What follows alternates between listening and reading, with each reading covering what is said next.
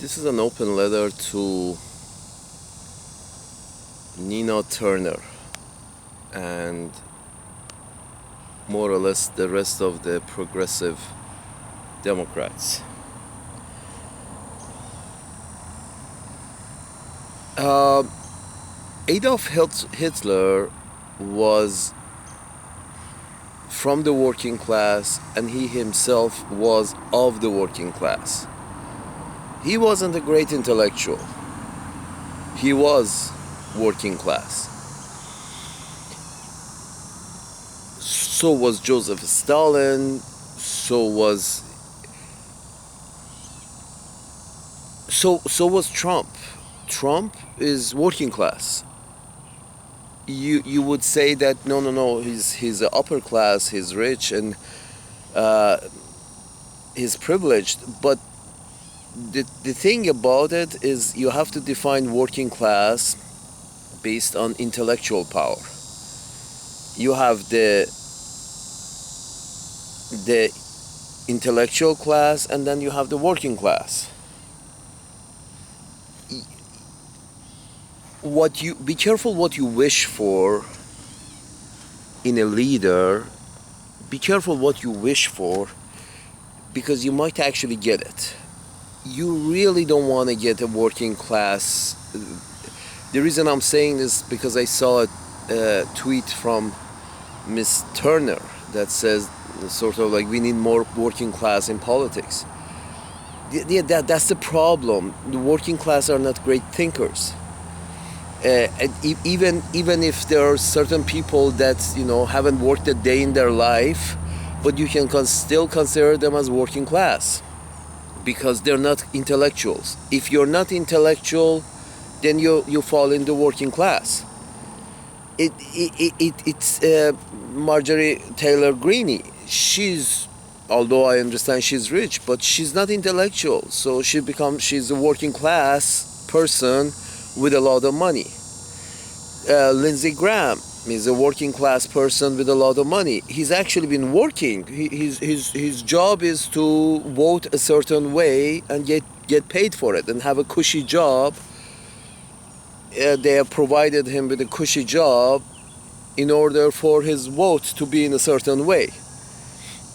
So wishing that more working class and the problem with working class becoming more involved in politics is unfortunately working class not being great intellectuals are easy to buy. Maybe you're not easy to buy, but they're easy to purchase. They're cheap. You can easily purchase them with a plate of food, not even a substantial check, with a little small check. You can throw them a bone and they become your man, because this is the mentality of a working class. What you actually do need more in politics is intellectual, from the intellectual class, more people from the intellectual class. And I mean, and look at it this way: none of the current Republican politicians would fit under the category of intellectual class. None of them, because 90% of them, the last book they read was like 10 years ago or 15 years ago, when they were in maybe college, or 20 years ago when they were in college. So I mean, and very few Democrats, including Bernie Sanders, will fall under intellectual class, because when you follow his history, you see that from an early age he was gathering information, he was reading, he was involved. He's more of an intellectual than a working class. Although he lives like a working class man, Bernie Sanders, but he's actually an intellectual. AOC, although she worked in menial jobs, working jobs in bartending and whatever, but the point is she was at the top of her class. She's actually has an intellectual weight to her. She reads a lot, and she gathers a lot of information, and you can tell by the way she speaks. can put a comprehensive sentence together, a comprehensible sentence together. We all understand once you once you dissect her sentences, she actually makes sense, as opposed to sentences that are put together by Trump, by Miss Greenie, by by most of these politicians. So you do not want more working men in politics. Now, working men who happen to work like Miss Greenie, but they're actually gifted in an intellectual level, at the intellectual level, and yes, you want to pull them into politics, probably they will find their own way to politics. But you can't just say, let's go and grab some, just vote for people who are from the working class, because unfortunately, if these people who are in working class, if they're not intellectual to begin with, they're going to do a bad job, and they're eventually going to be purchased by the rich people because they're cheap to buy. Working people who are not intellectuals, are not very expensive to purchase. Now, in order to attract more intellectuals to politics, two things need to happen. One is take the money out of politics, because the most important thing is intellectuals are usually introverts. You can't expect an intellectual to go, call people and salivate for a few dollars to be donated to their campaign. You cannot expect an intellectual to, grovel, to beg, kneeling on the floor for a few dollar donations. An intellectual will never do that. You see what I'm saying? So you need, forget about everything else. Progressives in the Democratic Party, if you really want a progressive agenda to succeed, you need intellectuals in the system as representatives. And in order to get intellectual as representatives, you have to get the money out of politics. You have to stop this three-ring circus in which elections take, from anywhere from, local election, it takes like 3 months to 6 months. The presidential election takes 3 years. Primaries and secondaries and tertiaries, and then Senate elections takes 2 years, and this election takes 1 year. The length of the process, the reason for the length of the process is that it's very profitable. There's a lot of money is being circulated in the system, so it becomes longer and longer. Since the guy has money, if their coffer of a politician has money, they will start the election process sooner. They will start advertising sooner. If there is unlimited funds, a politician would never stop advertising. They continue advertising, even when they're elected and they're sitting in the Senate, they continue advertising. If there is an unlimited funds available. And how is unlimited funds available? Is because if you have rich people backing you. If a politician has rich people backing them, he has unlimited fund available, and unlimited fund means he never has to stop advertising himself. Elections can be over and he just rolls over and start the advertising process for the next election, right after the previous election. So that's why you see these elections becoming a chain link fence and never stopping, is because it's a profitable business. And politicians, if those politicians who have been in a business for a long time, they have enough money in the pockets, and that they can start the new advertising campaign for the next election right after they win the last election. And if anybody wants to challenge them, they have to get enough money in their coffers in order to start challenging the other politician right off the bat, 4 years before an actual election takes place. So this whole process of legislating and governing has turned into the process of elections. There is no governing taking place. It's all just elections.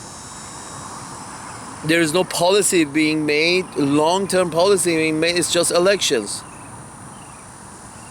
So, folks, money have all progressive politicians. The first step into going to the right direction is getting money totally out of politics. One is to stop this manipulation of money, stop these money being able to purchase these cheap working class politicians, and second is to attract intellectuals. Intellectuals are usually introvert. Intellectuals don't like to speak to crowds and crowds of people often.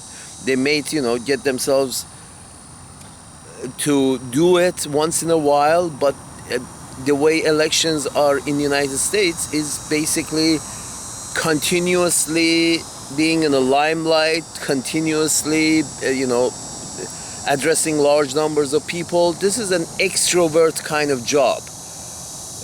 Miss Kyrsten Sinema is she loves it. She's the center of attention. She wears flashy clothes. She behaves in a very flashy manner. She's in her element.